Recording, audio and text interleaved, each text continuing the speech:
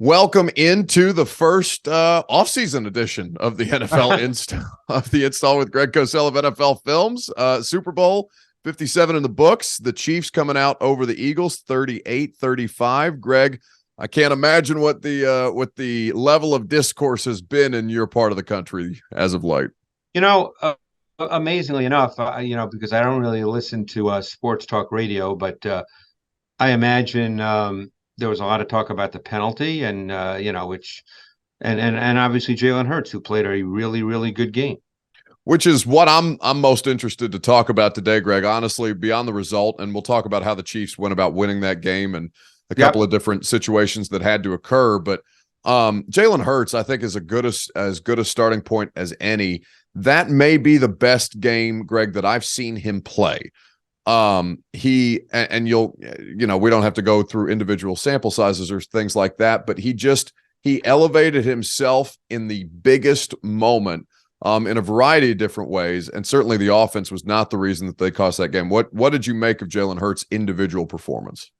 Well, what really struck me as interesting, and I had a sense of it being in the stands watching the game, but then coming back to my office at Films and watching the tape, it really stood out. It was evident that the Eagles clearly believed that this was a Jalen Hurts game. Very often people think of the Eagles as a really good running football team, and they are. And one reason for that is because of Jalen Hurts. But this game was more about Jalen Hurts than anything else. They ran 44 plays in the first half. Okay, now obviously that's a big number, and it was increased obviously by the fact that the Chiefs had a defensive touchdown, so the Eagles got the ball right back. But they ran 44 plays. Hurts threw the ball 22 times, okay? And then there were 10 called runs, not scrambles, 10 called runs. So, Buck, 32 of the 44 first half plays were Jalen Hurts plays. So that was not by accident. That was by design. So the Eagles clearly felt going into this game that this was going to be a Jalen Hurts game in every way. So they truly believed that he would be good enough, and he was. They scored 35 points now, and he was, for them to be able to move the ball with consistency and put up points. Well, and just some of the plays that he made, Greg. I mean, we can talk about the touchdown passes that he threw. We can talk about the what he was able to take advantage of on the ground. But it just looked like, as you said, they came out with that particular approach, and they were finding success with it. They had a costly fumble that led to points for the Chiefs. Jalen Hurts trying to change hands with the football and just let one go. And then you talk about the Nick Bolton. Nick Bolton almost had 2 defensive touchdowns in that game. The second one waved off. But what were they seeing? How was Kansas City defending them that allowed them to be able to have that kind of success with their approach, especially in the first half, Greg? Well, Kansas City was actually very multiple with their defensive approach. There was pressure. There were different kinds of pressures. There were 5-man pressures. There were 4-man zone exchange pressures where they'd rush either a linebacker or a third-level defender and drop out a defensive lineman. Kansas City came out, and Steve Spagnuolo, as I anticipated he would be, was pretty aggressive in his approach. And Hurts was able to still make plays. So this wasn't a case where the Chiefs came out and said, hey, we're going to do one thing and let's see if you can beat it.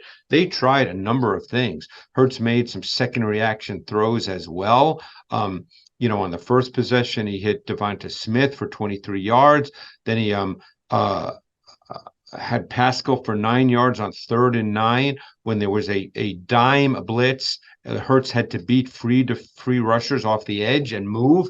So, he made a lot of good plays as well, besides the structured plays. But this was not a game where Steve Spagnuolo, the DC for the Chiefs, played soft or played back, or he came after him with some multiple pressure concepts, and the Eagles executed really well. Well, and as you said, that was, as you said last week, Greg, that was something that you anticipated from Spagnuolo. He was going to try and heat him up a couple of different times, tried to do it in a variety of different ways, and they responded well. This is not the place to get into how much the playing surface, for example, impacted the way that those two teams want to play, particularly the pass rush on either side, not really able to find their footing, but it clearly was a factor. It impacted everybody. So it's hard to say that, hey, it impacted this more than others. All you can say is the Eagles defense, and we'll get to all this in a moment, the Eagles defense has built its whole season and sort of their identity on the fact that they can sack the quarterback and create turnovers. Obviously, they led the league in quarterback sacks. They had the third highest total since the league started keeping sacks as a statistic. I don't think they led the league in turnovers, but they were close. So that's really has been their MO this season as a defense, Buck, is sacks and turnovers, and they were not able to get either one of those in this game. But before we get to the Eagles defense, I do want to ask you though about Hurts as a player and kind of what you've seen from him in the last couple of seasons and now culminating in a Super Bowl appearance.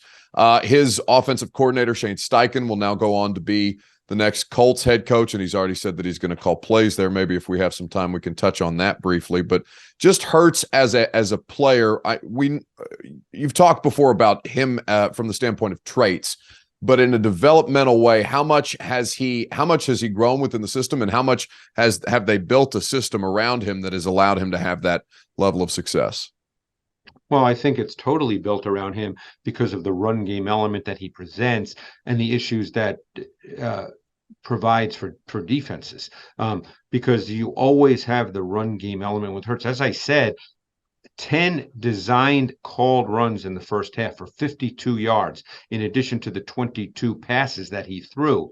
So, it's totally built around him. I think where the improvement has come is you still have to make throws, and he made some really, really precise ball placement throws in this game, and I think that's the area in which he's improved. But you cannot discount. It's funny. A lot of people want to discount the running element, and I understand that, but it's not just the running element, Buck. It's what it does for the defense, because here you have the Chiefs using Bolton as a spy on numerous occasions. So now you're impacting how the defense plays. You're taking a really good player in Bolton, and he's not in coverage, and he's not in the rush, and he's spying on Jalen Hurts. And by the way, he spied on Jalen Hurts on 4th and 5 when Hurts ran for, I believe it was 28 yards on a quarterback draw, 4th and 5. And so they deployed Bolton as a spy. He beat Bolton, and that was, there may have been 5 or 6 times in the game in which the Chiefs used Bolton. So, it's always easy to dismiss the running element for a quarterback because, people say, well, to be a quarterback, you got to throw it. Of course you do. We know there's always times where you have to throw the football. That is number one. And by the way, Hurts made some really, really strong throws in this game. I mean, we saw a bunch of those, that one that he hit Goddard on the sideline. Just that a bullet. Pinpoint placement. I mean, unbelievable throw. And he had another one to Goddard a little later. So it's, that's where the improvement has taken place this year. Even the one to Devonta Smith that they ultimately called an incomplete pass. Mm-hmm. I mean, he put that right on the money. You couldn't have handed it to him any better.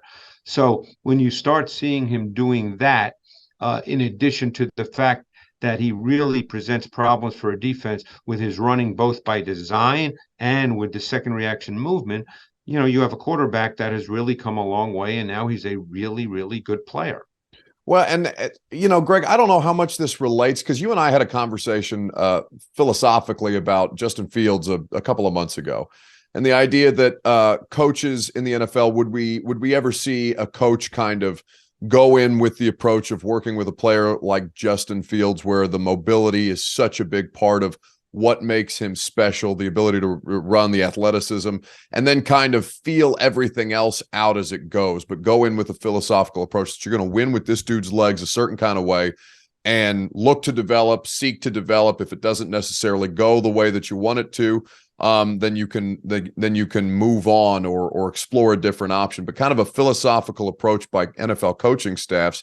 Is Hurts kind of like the first evolution of that that kind of approach that you were articulating when we had that discussion, or is Fields a more raw example? Well, Fields is a far more raw example at this point. Hurts is a really good example, because what you're hoping to do is you want the run game element that the quarterback presents, okay? Based on use of personnel, based on formation. He's in the gun, so you always have an RPO element. You always have a zone read element. There's elements to your offense that you always have when the quarterback is in the gun with an offset back. So you're trying off of that to force the defense to have to play a certain way. So when you choose to throw the ball, Buck, you're giving the quarterback by NFL standards, again, that's the bottom line. We're in the NFL, more defined reads and throws. So it's relatively easier as opposed to just, let's say, a drop back passing game. And I think the Eagles did such a good job with that as a coaching staff as well. They deserve a ton of credit. Hurts is the one executing it. And as I said, for the most part this season, he did a really good job.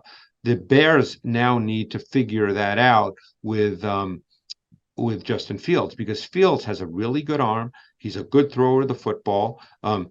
They need to try to make it a little cleaner for him, because at this point, where Fields is falling short of Hurts right now is he's just not seeing it the same way Hurts is. So they need to get to that point, because clearly we know Justin Fields is dynamic and explosive as a runner, but the pass game, and there's many reasons for it. The Bears have a bad, I don't want to put this all on Justin Fields. There's no question he's not seeing it.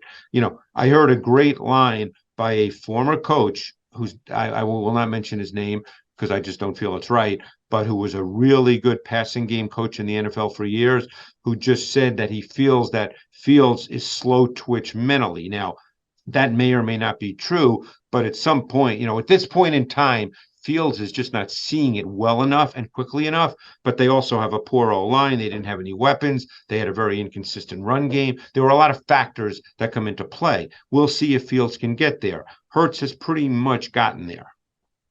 Before we move to the other quarterback that played in this game, and of course, lived up to the hype, even if the statistical numbers didn't blow you away in this one. Just a tribute to the Chiefs defense for how sound they were tackling, Greg. The idea that they made Philadelphia play 18 third downs in this game. They didn't make anything easy to them. Not a lot of 2nd and 1 opportunities. Well, there were a lot of short yardage, though. There were a lot of those, Buck, and because you saw a lot of quarterback sneaks. The Eagles did a really good job of staying ahead of the sticks. Yeah, just a really fun game all around, and I think the matchup that we were hoping for, if the ending wasn't quite as dramatic as the rest of the game lived up to be. So then to Mahomes, Eagles not getting the kind of sack numbers that they're accustomed to. Pressure's still there, though, throughout the course of this game. I did think the offensive line for Kansas City played better than we have seen them in pass protection, but still making Mahomes evade a little bit. They got short field opportunities with the turnover and a couple of different things. They got points from Kadarius Toney on the punt return, but still what the Chiefs did offensively and how they were able to run the ball in this one, Greg, I thought really spoke to the fact that, you can't ever count these guys out under any circumstance, but it was just a very, very efficient performance by Mahomes again.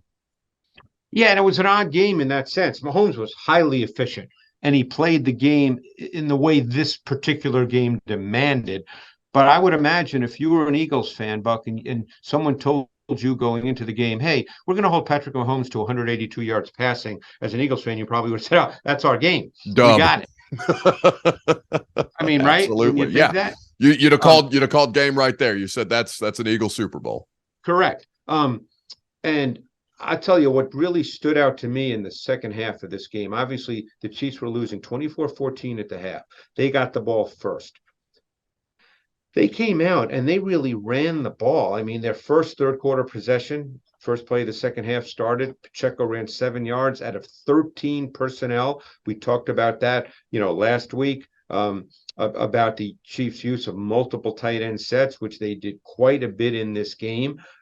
They stayed with the run game. They were incredibly multiple with their run game concepts. The Eagles had some issues with their run fits in this game on the defensive side. Mahomes, as I said, was incredibly efficient. They did a great job scheming the pass game. There were a lot of schemed plays, including the 2 touchdowns in which Darius Slay had played with poor eye discipline on one of them, the first one to Tony, and Avante Maddox played with really poor eye discipline on the second one. And Andy Reid did a really good job on both those plays, schematically going against tendency. But this was they did a really good job with their use of personnel, their use of formations. They got Reddick out of the box through their use of personnel and formations, and were able to run the ball. So like I said, Mahomes played this game the way it had to be played, but this was not a Mahomes game the way we normally think of a Mahomes game, Buck. Well, and that's, it kind of speaks to the theme that we've been talking about when we bring up the Chiefs all throughout the course of this last season, right? Like a younger version or a less evolved version of Patrick Mahomes, Greg. I don't know that he necessarily has the success that this version of Patrick Mahomes did in this game. And there's no way, this is just a hypothetical, but given the growth that we've seen, like I just felt that this version of Patrick Mahomes was the one capable of winning this particular game because he approached it the way, as you said, with discipline, with efficiency, and really just the high level of quarterback play that he's been bringing to the table all year long. I mean, he was not sacked and he did not commit a turnover. And in this particular game, as it played out, that was absolutely critical. And quite frankly, this was a clinic in the use of motion. I mean, 17 of their 53 offensive plays had motion, and they did such a good job. A number of times it went against their tendency. The touchdown to Kadarius Toney was totally a tendency breaker because Toney started to go in what we call jet motion, where he would cross the formation in front of Mahomes. But he ended up then going in return motion and coming back. Now, the Eagles had a plan for the jet motion, but the plan did not account for him coming back because Slay took his eyes off Toney. They did a really good job with their run game, with their use of motion, with their scheming in the pass game.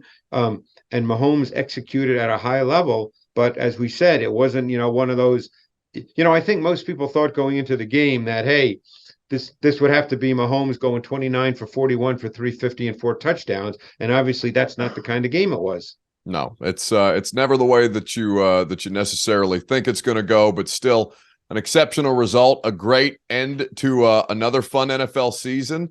Greg, I appreciate you spending another season with us and all the work that you guys did on the matchup show this year. Been a lot of fun to learn and to listen to and to watch. And I know we're right back in it because I interrupted you from grinding college tape when we started doing now. Yes, podcast. So I would congratulate you on another exceptional season, but we're getting ready to go right back into it. So what do I know? And Buck, I'll see you in a couple of weeks at the of course we'll do this next week, but then I'll see you at the Combine, which it seems like that's coming up tomorrow. It's we're just a couple of weeks away. They don't let you come up for air around here, but that's okay. It keeps us in business. We love to see it. Thanks for the time as always, Greg, and I will catch up with you when we talk draft next Wednesday. Thanks, Buck.